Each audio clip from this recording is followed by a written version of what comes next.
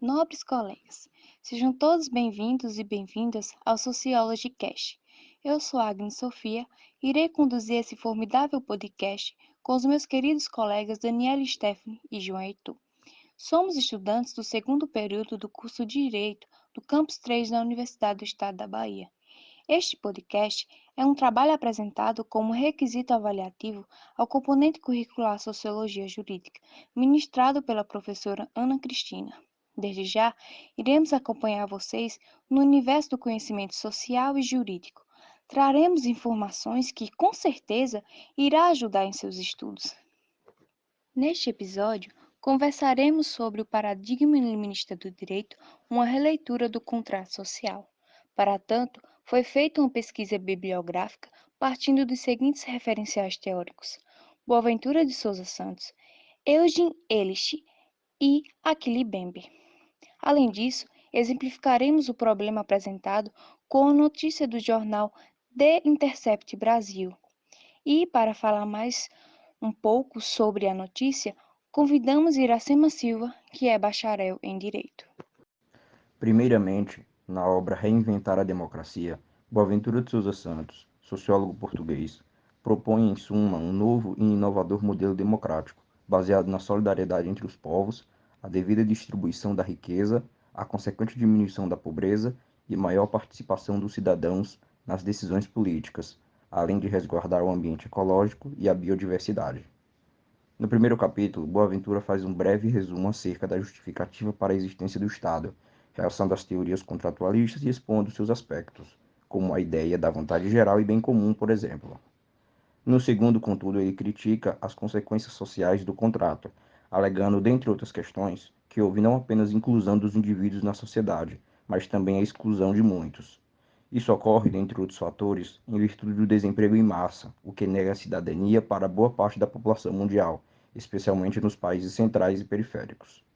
Ele alega ainda que não somente pessoas foram excluídas, mas a própria natureza também o foi, na medida em que ela é vista sob a ótica exclusivamente econômica. Já no terceiro capítulo, o autor disserta sobre as várias manifestações do fascismo, sendo o pior deles o fascismo societal. O ponto mais nocivo dessa ideologia é a ênfase dada ao lucro, favorecendo um tipo de capitalismo selvagem que agride principalmente os países subdesenvolvidos. Uma das estratégias econômicas desse tipo de fascismo é a imposição do tratamento igual entre os investidores estrangeiros e nacionais. O problema disso é o demasiado atraso do desenvolvimento nacional, o que aumenta a concentração de renda entre países e, portanto, mais exclusão desses países periféricos no cenário econômico global. No quarto capítulo, por sua vez, Santos reitera a importância de um novo contrato social, que inclua os demais povos e também a natureza. Esse novo contrato, segundo ele, deve reformular dois temas principais que serão debatidos nos dois capítulos subsequentes: a redescoberta democrática do trabalho e o Estado como novíssimo movimento social. No quinto capítulo, o sociólogo assevera que deve haver uma mudança na perspectiva que se tem tido sobre o trabalho, que não agrida a natureza, primeiramente, e que esteja ao alcance de todos. A finalidade disso é a redução do desemprego, partindo, por exemplo, da diminuição da carga horária, evitando a exclusão dos sujeitos, que resulta na negação de sua cidadania. No sexto e último capítulo, ele sintetiza sua proposta de reinvenção da democracia. Deve haver para ele não apenas uma democracia representativa, mas uma participativa. Ele quer dizer com isso que é imprescindível uma maior atuação dos cidadãos nas decisões políticas, não sendo somente espectadores dos seus representantes. E o Estado, por outro lado, deve ser uma entidade que articula os diversos movimentos sociais, adotando uma postura que Boaventura chamou de fiscalidade participativa. Ademais, deve existir uma cooperação entre os Estados de modo a reduzir a concorrência selvagem muito presente nas relações de trabalho, retribuindo de maneira equitativa a riqueza global. A partir disso, espera-se, sobretudo, maior inclusão das populações de países historicamente excluídos do referido contrato social. Em Fundamentos da Sociologia do Direito, segundo a obra aqui apresentada, Eugen Elich, que foi um jurista e sociólogo austríaco, enfatiza que é fundamental entender o direito a partir do ponto de vista sociológico, isto é, como um fato social que é elaborado e reproduzido pelos vínculos sociais e culturais, dado que, abre aspas, o direito muda porque mudam as pessoas e as coisas, fecha aspas. O fragmento supracitado carrega o conceito de direito vivo. De acordo com o autor, o direito não é somente uma composição lógica e geral. Entretanto, também é uma manifestação das especificidades e das associações de poder presentes em qualquer sociedade jurídica.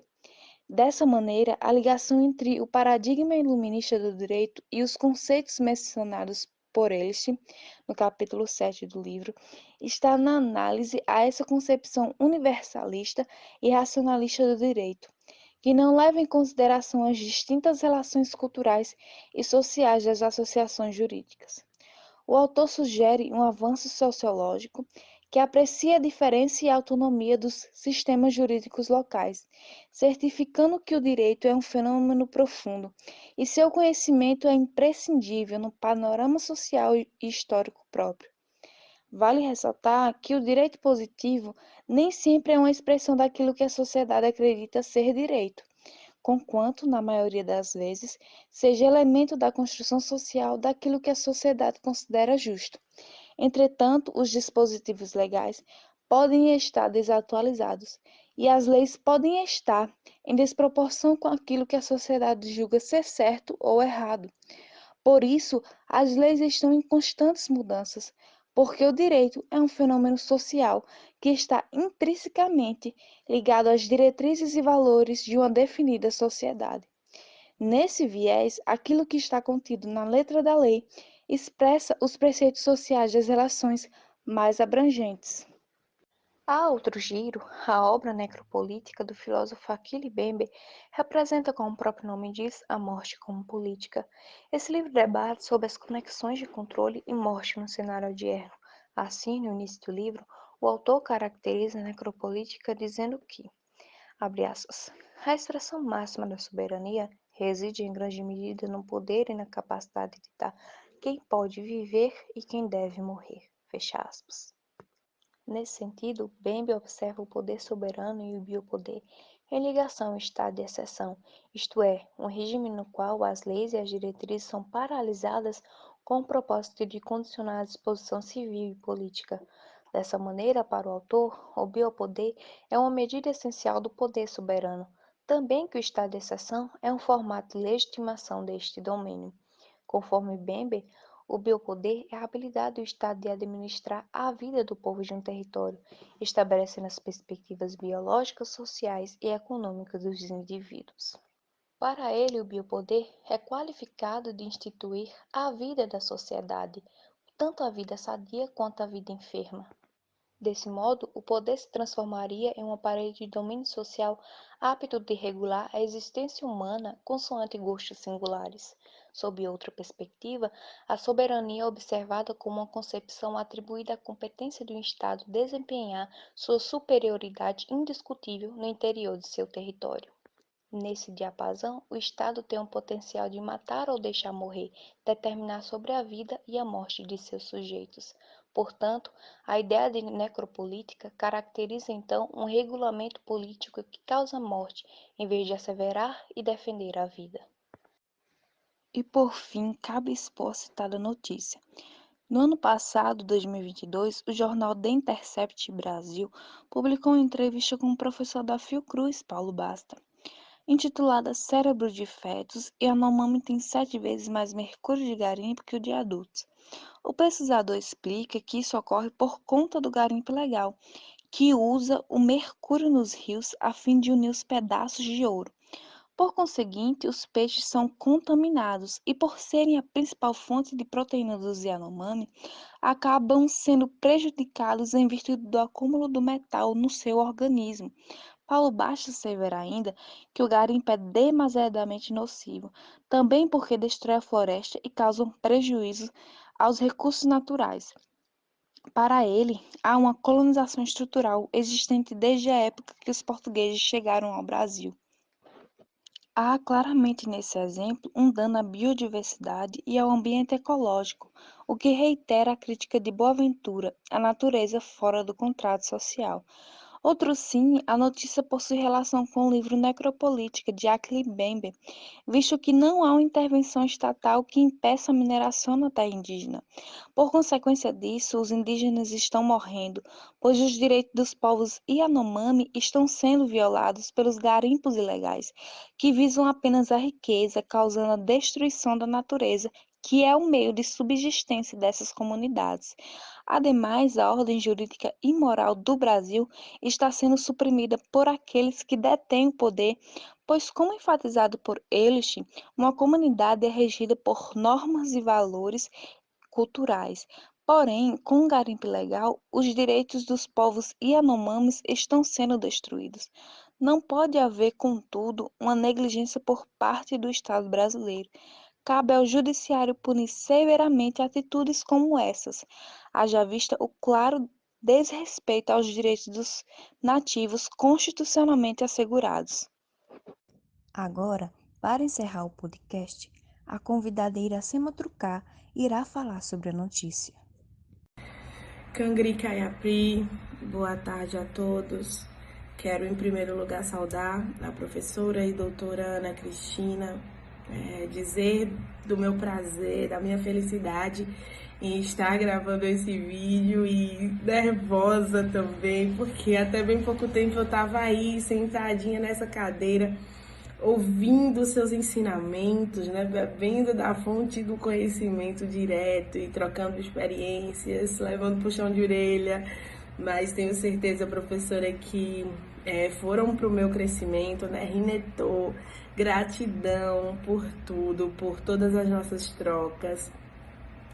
Bom, gente, eu sou Iracema Trucá, sou indígena do povo Trucá em Sobradinho, Bahia. Sou egressa do curso de Direito da UNEB, da última turma.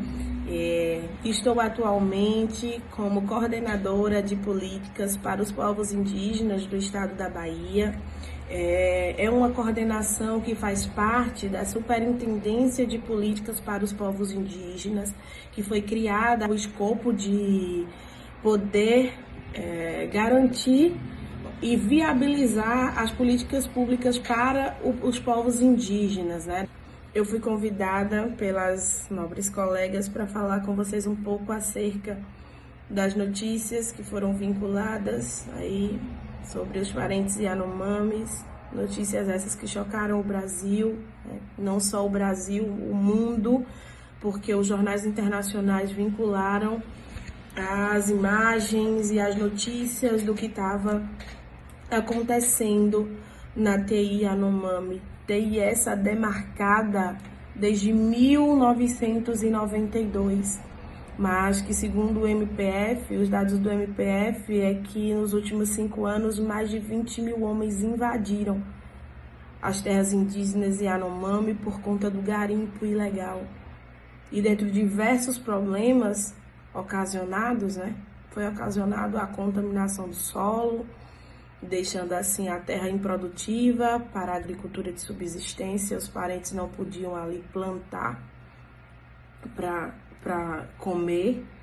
A contaminação dos rios, dos peixes através do mercúrio, foi isso, né, que trouxe, desencadeou assim ali aquele quadro de desnutrição nas crianças, nos nossos jovens, e ali silenciosamente os nossos parentes iam morrendo, iam deixando de existir. Assim como foi com todos nós, não só os Yanomamis, mas os Trucás, os Tuxás, os Caimbés, os Pancararés, os Pancararu, todos nós sofremos, né, a tentativa de silenciamento. O PL 490 é um genocídio silencioso, ou não, né? Porque ele está lá bem claro que só é considerado TI as terras ocupadas pelos povos originários em 5 de outubro de 1988. Tem que ser comprovado que na promulgação da Constituição aquela TI era habitada. E os povos que tiveram que ser arrancados das suas TIs, como o Tuxá, por conta da barragem de Itaparica, o meu povo, que teve alguns dos seus vitimados em conflitos de terra com poceiros, com fazendeiros, e que tiveram que sair à meia-noite. Então, votar o PL 490 é um retrocesso. O marco temporal, ele exclui todo o processo histórico do Brasil, porque ele vem contra a própria Constituição.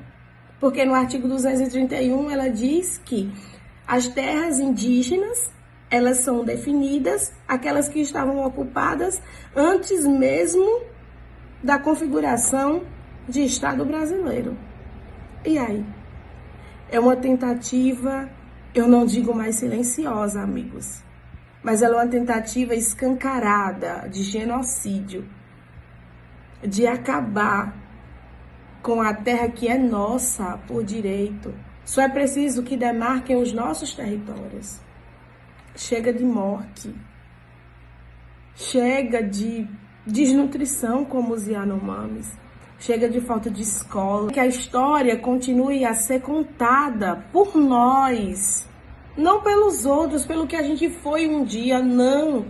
Que os nossos filhos, que os nossos netos, eles possam saber e se reconhecer o seu pertencimento dentro do seu território, com as suas origens, com a sua língua, com as suas raízes, plantando, vivendo daquilo que o seu bisavô, do que o seu avô, do que o seu pai deixou. É isso que nós queremos. Rinetô. Somos gratos por ouvirem o nosso podcast. Esperamos vocês aqui no próximo episódio.